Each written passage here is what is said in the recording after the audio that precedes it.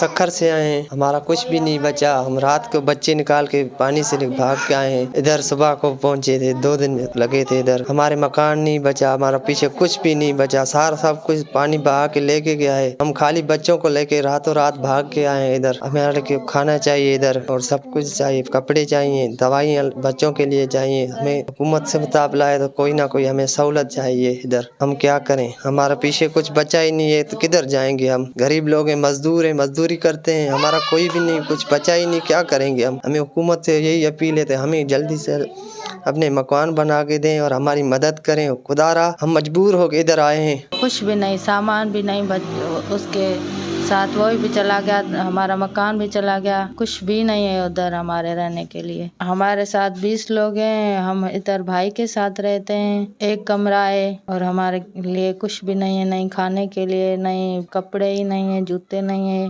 मकान भी बनवा के दें, उधर हमारा पास कुछ भी नहीं बचा। हम जाएंगे तो कहाँ जाएंगे? इधर भी तो मकान किराए पे है, उधर कुछ भी नहीं बचा। मकान चाहिए हमें, अपने गाँव में मकान चाहिए, बच्चों के लिए खाना चाहिए, दवाई चाहिए और कपड़े चाहिए, जूते चाहिए, कुछ भी नहीं पीछे बचा।